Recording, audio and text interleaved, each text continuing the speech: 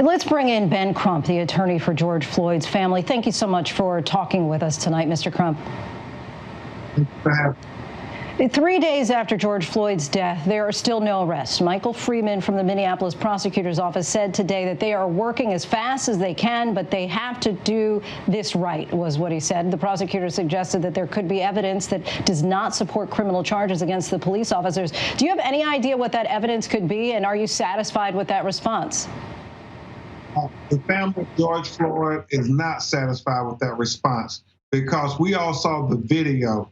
And the video, provides all the probable cause you would need to arrest these people who had no consideration, no regard for the life of George Floyd as they set their knee on his neck, not for 1 minute, not for 2 minutes, not for 3 minutes, all the way 8 minutes.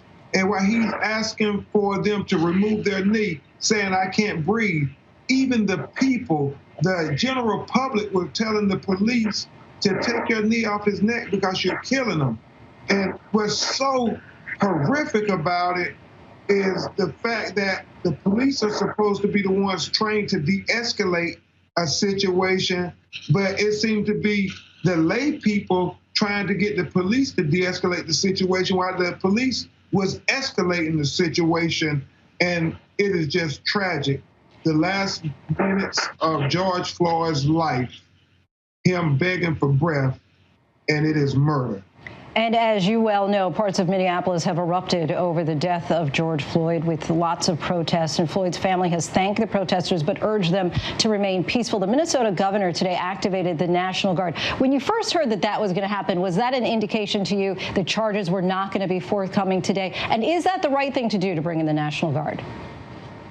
Well, it's troubling to me as a civil rights lawyer because we just watched a couple of weeks ago armed militia go to the state capital of Michigan to exercise their First Amendment constitutional rights to free speech. But when Black people come to exercise our constitutional rights to free speech for George Floyd, we're met with now the National Guard, tear gas, rubber bullets, and arrests. It just seems to be two Americas.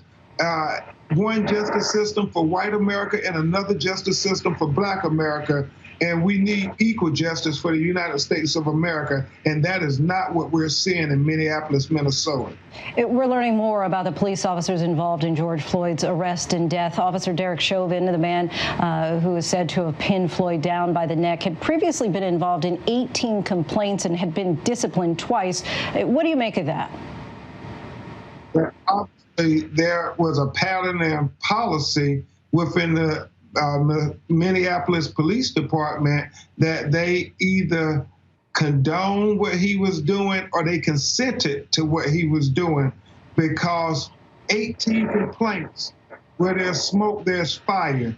And we saw the fire that caused George Floyd his life, and now there's fire on the streets of Minneapolis.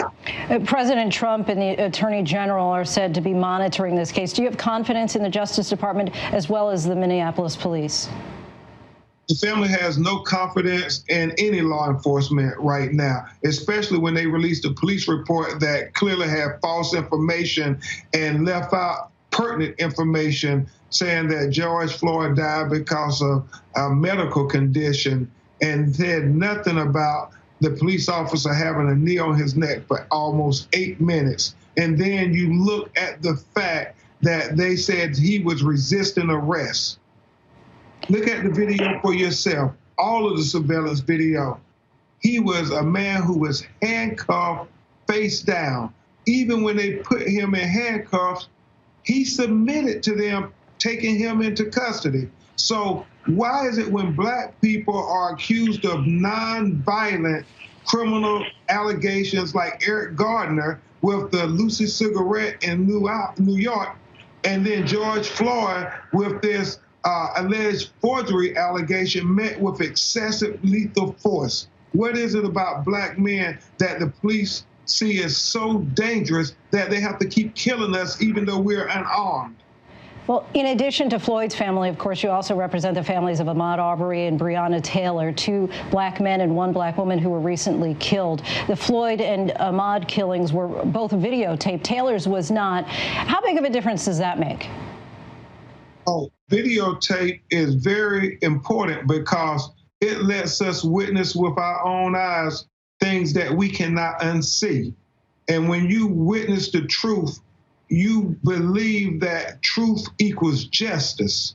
And so what we're hoping, just like in the Ahmaud Arbery case, once you can visually see it, once you have ocular proof, America, you cannot look away. You cannot deny his family the justice that they deserve. And you were right. With the video, there are certain things that we cannot unsee. Ben Crump, thank you so much for your time today. Thank you. Hi, everyone. George Stephanopoulos here. Thanks for checking out the ABC News YouTube channel. If you'd like to get more videos, show highlights, and watch live event coverage, click on the right over here to subscribe to our channel. And don't forget to download the ABC News app for breaking news alerts. Thanks for watching.